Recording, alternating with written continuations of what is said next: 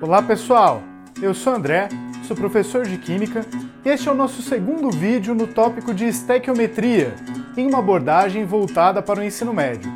Antes de qualquer coisa, é importante ressaltar que vídeo não cumpre o mesmo papel que a aula presencial.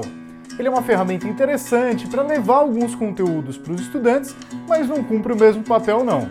E neste vídeo, nós vamos falar especificamente dos 3 desvios que podem acontecer com relação ao valor teórico em um cálculo estequiométrico. E esses desvios são o excesso de um ou mais dos reagentes participantes da reação, a impureza também de um ou mais desses reagentes, assim como o rendimento inferior a 100%. Sobra reagente sem reagir e não é formado todo o produto esperado. Bora para o conteúdo? E no nosso vídeo anterior, nós havíamos tratado da estequiometria de uma maneira idealizada, fazendo o chamado cálculo teórico, onde eram desconsiderados fatores como a possibilidade do excesso de reagentes, um rendimento inferior a 100% da reação química e a possibilidade de haver impureza entre os reagentes.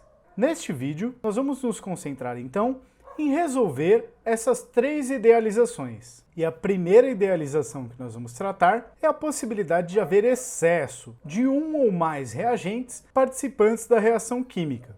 Esse tipo de situação é bastante comum, dado que é praticamente impossível, bastante improvável na verdade, que na natureza os reagentes vão se encontrar na proporção certinha na qual eles reajam. Porém, a reação química só ocorre nas proporções definidas, de acordo com a lei de Proust, como nós vimos no nosso vídeo sobre as leis ponderais. Sendo assim, ao tratar de um problema de cálculos estequiométricos, nós sempre devemos investigar se há a presença de reagentes em excesso, de um modo que a gente possa realizar os cálculos estequiométricos desprezando esse excesso, levando em conta apenas os reagentes nas quantidades nas quais eles participam da reação química. Assim, os reagentes que não estão em excesso, dito de outro modo, estão em falta, eles limitam o prosseguimento da reação química e serão, portanto, chamados de reagentes limitantes. E eu vou tratar aqui de um experimento que você provavelmente já conhece. Se eu acendo uma vela aberta para a atmosfera, a reação que acontece é a combustão da vela, onde a parafina e o oxigênio presente na atmosfera são os reagentes. Na situação comum, a gente queima a vela com um excesso de oxigênio. Tem um pouquinho de parafina, que é a parafina da vela, e uma atmosfera inteira, cheia de oxigênio disponível. Nessa situação, o reagente limitante é a parafina, e o oxigênio está em excesso. Acabou a parafina, pouco importa que haja um monte de oxigênio disponível ali no ambiente. Esta reação vai parar, e a vela, que já foi inteirinha queimada, apaga. Por outro lado, nós podemos fazer ainda um outro experimento. Se eu cubro a vela com um copo, eu limito o acesso do oxigênio ao local onde está acontecendo a reação química. Nesta nova situação, há uma limitação da quantidade de oxigênio e, portanto, a reação também para, deixando sobrar o excesso do reagente parafina. Bom, e no caso específico da reação que nós já vínhamos analisando desde o nosso último vídeo de estequiometria, como que a gente lida com esse problema? Bom, o primeiro passo é investigar quem está em excesso e quem é o reagente limitante, tratando aqui de um exemplo. Se eu considerar a reação da transformação do minério de ferro em ferro metálico, onde eu tenho como reagentes 1 mol de Fe2O3, 3 mols de carbono, 3 sobre 2 mols de O2, formando 2 mols de ferro como produto, além de 3 mols de CO2. E o problema proposto é o seguinte: 320 gramas de Fe2O3 são colocados para reagir com 100 gramas de carbono e 100 gramas de gás oxigênio. Qual será a massa, a quantidade de matéria e a estimativa do número de partículas de ferro metálico formada? Repare que neste caso eu tenho quantidades em massa de Fe2O3, de carbono e de gás oxigênio, dadas como quantidades conhecidas. E eu quero determinar a massa, a quantidade de matéria dada em mols e a estimativa do número de partículas formadas a partir dessa reação. A ideia geral de como nós fazemos isso já foi dada no nosso último vídeo sobre estequiometria. A única coisa que muda aqui é que possivelmente um ou mais dos reagentes envolvidos nessa reação estejam em excesso. E neste caso, como nós temos as quantidades conhecidas dadas em massa, nós precisamos traduzir a equação química balanceada, que é a receita em mol para o problema de estequiometria, para uma receita em massa, já que os nossos dados do exercício estão dados em massa. E novamente aqui, por meio das massas molares, nós podemos traduzir a receita em mol. 1 mol de Fe2O3 são 160 gramas, 3 mols de carbono são 36 gramas, 3 sobre 2 mols de O2 são 48 gramas, 2 mols de ferro são 112 gramas, 3 mols de CO2 são 132 gramas. E neste caso específico, fica fácil perceber que 320 gramas de Fe2O3 corresponderiam à quantidade presente em duas receitas, 2 vezes 160 gramas de Fe2O3. Deste modo, considerando duas receitas, 320 gramas de Fe2O3 reagiriam com 72 gramas de carbono e 96 gramas de gás oxigênio, deixando evidente nessa situação que 100 gramas de carbono contra 72 presentes na receita e 100 gramas de gás oxigênio contra 96 presentes na receita são ambos reagentes que estão em excesso, estão acima da receita. Deste modo, 100 gramas de carbono está em excesso, já que o esperado pela equação química balanceada era 72 gramas para cada 320 gramas de Fe2O3 e 100 gramas de gás oxigênio também estão em excesso, já que o esperado pela reação balanceada seriam 96 gramas. Mas não necessariamente a relação se dá assim tão simples, pelo dobro, pelo triplo ou algo do tipo. Normalmente o que você vai precisar fazer é estabelecer as relações proporcionais para a equação química balanceada. Então, 160 gramas de Fe2O3 reagiriam com 36 gramas de carbono. 320 gramas de Fe2O3 reagiriam com quanto? E neste caso, o resultado seriam 72 gramas de carbono. Valor este que é menor do que os 100 gramas de carbono que o enunciado me disse que foram colocados para reagir. Portanto, o carbono está em excesso. Olhando para o oxigênio, 160 gramas de Fe2O3 reagiriam com 48 gramas de gás oxigênio, O2. 320 gramas reagiriam com quanto? Sendo neste caso o resultado de 96 gramas de gás oxigênio que reagiriam em proporções estequiométricas. Um valor também menor do que os 100 gramas de gás oxigênio apresentados no enunciado. E nesta situação, se o rendimento da reação fosse de 100%, seria esperado que a reação ocorresse até que todo o Fe2O3 fosse consumido, deixando sobrar o excesso dos outros dois reagentes. Vale ressaltar que em uma reação química nós podemos ter mais do que um reagente em excesso, mas normalmente teremos apenas um reagente que será considerado o limitante. E este reagente limitante será aquele que vai ser consumido por completo na reação. Levando em conta então que o reagente limitante é o Fe2O3 e carbono e gás oxigênio estão em excesso, nós resolvemos o problema dos reagentes em excesso realizando os cálculos estequiométricos a partir das quantidades do limitante daquele reagente que será consumido por completo, caso a reação vá até o fim. Tem um rendimento de 100%, o que neste caso é o Fe2O3. Estabelecendo então as relações proporcionais, 160 gramas de Fe2O3 formam 112 gramas de ferro metálico. 320 gramas de Fe2O3 formarão quanto? E neste caso, fazendo aqui a regra de 3 desse problema, nós temos que a massa de ferro metálico formada seriam 224 gramas.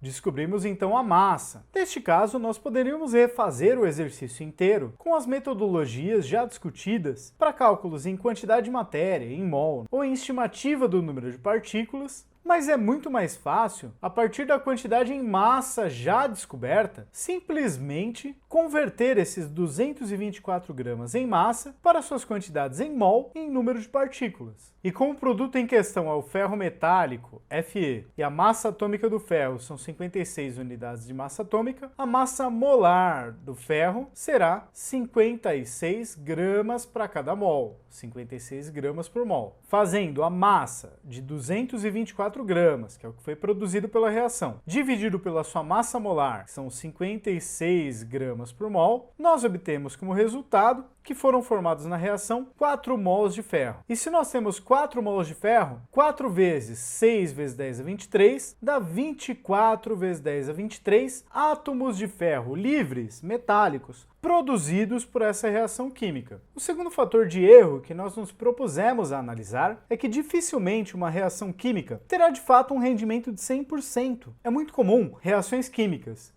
não formarem todo o produto esperado e deixarem sobrar uma parte dos reagentes sem reagir. E o principal motivo para explicar esse tipo de comportamento das reações químicas, a gente vai conseguir entender quando vermos nosso tópico de equilíbrio químico mais para frente nos estudos de química, mas que eu vou deixar o link da playlist aqui em cima para vocês. Então, na mesma reação química aqui, é possível que mesmo que todos os reagentes estivessem nas quantidades certinhas, uma parte dos reagentes ficassem sem reagir e não formasse todo o produto esperado, tivesse um rendimento menor do que 100%. Para analisar aqui esse tipo de situação, vamos pegar um primeiro exemplo. 320 gramas de Fe2O3 são colocados para reagir com carbono e gás oxigênio em quantidades suficientes e formam 200 gramas de ferro metálico. Qual foi o rendimento da reação? E quando eu digo aqui que o Fe2O3 foi colocado para reagir com carbono e gás oxigênio em quantidades suficientes, eu estou dizendo que tanto o carbono como o gás oxigênio ou estão em excesso ou estão nas quantidades estequiométricas, na quantidade certinha, que deveria reagir com esses 320 gramas de Fe2O3. Repare que nessa situação eu tenho tanto a quantidade de reagente que foi utilizada, como a quantidade de produto que foi formada. O que então que eu preciso descobrir aqui? Pela equação química balanceada, 1 mol de Fe2O3, que corresponde a 160 gramas, traduzindo por meio da massa molar, produziria 112 gramas de ferro metálico, 2 mols de ferro metálico. 320 gramas, então, produziriam quanto? Pelo meu cálculo teórico, a massa de ferro metálico produzida deveria ser 224 gramas, e não 200 gramas, como o enunciado me disse. Deste modo, eu posso calcular o rendimento, quantos por cento deu certo, de um certo modo de falar, da reação química produzir ferro metálico. E este rendimento pode ser calculado pela divisão, pela razão, entre o valor obtido, o valor experimental, aquele que o enunciado me disse que eu obtive de ferro metálico, dividido pelo valor teórico, pelo valor calculado, por quanto eu esperava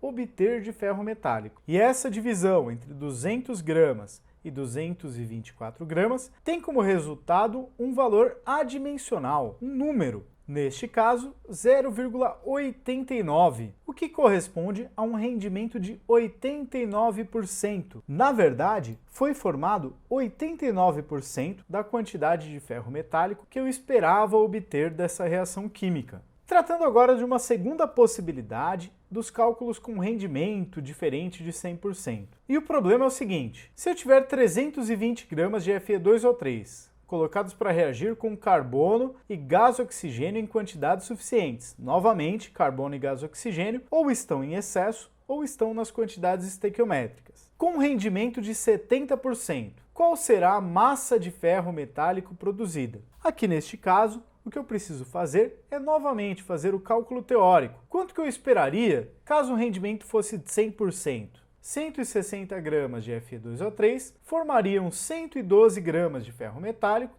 assim como 320 gramas de Fe2O3 formariam X. Novamente, já que as quantidades são as mesmas do problema anterior, a quantidade esperada, teórica, seriam 224 gramas de ferro metálico. Acontece que meu rendimento não é de 100%. Neste exercício aqui, foi dado que o rendimento são 70%. E como o rendimento é o valor obtido dividido pelo valor teórico, E neste caso o valor obtido eu não sei, eu vou chamar de M, de massa. E o valor teórico são os 224 gramas que eu esperava. O valor obtido sobre o valor teórico é 70%. 70 sobre 100 é 0,7. Eu posso calcular a massa realmente obtida de ferro metálico como produto entre os 224 gramas esperado, o valor teórico, pelo rendimento, que é 0,7.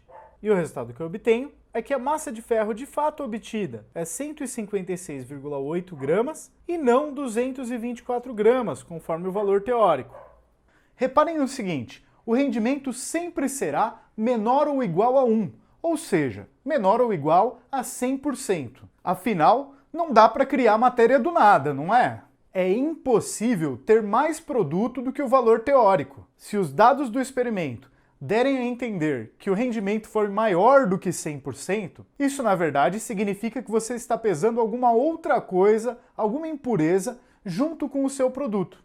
E o terceiro e último fator de erro que nós devemos discutir aqui nesse vídeo é a pureza dos reagentes. Normalmente, quando nós vamos fazer alguma reação química, existe sempre a possibilidade de que um ou mais dos reagentes esteja misturado com outras substâncias. Deste modo, a massa real do reagente de interesse é menor do que aquela que foi medida na balança. E isso pode acontecer aqui no nosso exemplo com qualquer um dos reagentes que estão participantes aqui. Tanto o Fe2O3, proveniente do minério, que pode conter areia, pode conter gravetos, pode conter uma enorme quantidade de outras substâncias que não Fe2O3. A hora que eu pesei na balança, eu considerei a princípio que era a minha amostra de Fe2O3, mas tem uma série de outras coisas que não são esse reagente. Pode estar presente também no carbono. Nosso carvão mineral pode ter uma série de impurezas. E é comum, por exemplo, haver enxofre dentro do carvão mineral. O que me interessa nessa reação é o carbono e não o enxofre. Então a massa que eu pesei na balança considerava tudo como carbono, mas na verdade uma parte daquela massa é enxofre. O próprio oxigênio também está sujeito a esse tipo de problema. O ar que a gente tem na atmosfera, por exemplo, tem só cerca de 20% de oxigênio. O restante da matéria desse ar aí corresponde a outros gases, como principalmente o gás nitrogênio. Então, se eu utilizei ar atmosférico para fazer essa reação, do total da massa de ar que eu considerei, apenas uns 20% são oxigênio. O restante são impurezas. São outras substâncias que não participam dessa reação. Na hora de fazer o cálculo estequiométrico, nós devemos considerar apenas o que de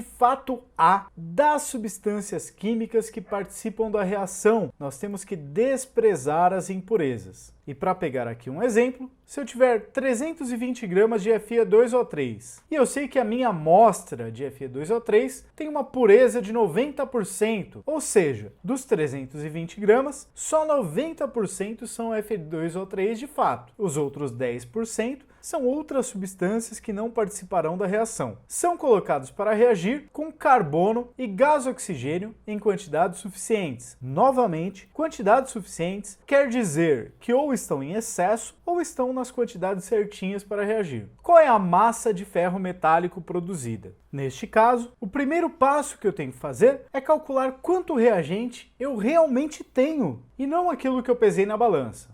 Se na balança eu pesei 320 gramas de Fe2O3 com pureza de 90%, então eu não tenho 320 gramas de Fe2O3. Na verdade, eu tenho 90% de 320 gramas. Se a massa total eram 320 gramas, correspondendo a 100%, X, que é a massa de Fe2O3 que eu realmente tenho, corresponde a 90%. Estabelecendo as relações proporcionais, eu descubro que eu tenho, na verdade, 288 gramas de Fe2O3 e não os 320 inicialmente pesados. O resto, os demais 32 gramas, eram impurezas que não vão participar da reação química. Fazendo agora as relações proporcionais entre 160 gramas da receita de Fe2O3, formando 102 gramas de ferro metálico, e 288 gramas, que é a massa de Fe2O3 que realmente eu tenho. Para obter a quantidade de ferro metálico realmente produzido, ao estabelecer as relações proporcionais, eu obtenho, na verdade, 201,6 gramas de ferro metálico como produto, diferente, na verdade, menor do que os 224 gramas que eu teria obtido pelo cálculo idealizado, pelo cálculo teórico. Bom, pessoal, é isso aí. Eu espero que vocês tenham gostado. Muito obrigado pela atenção, fiquem de olho nos próximos vídeos do canal e até mais!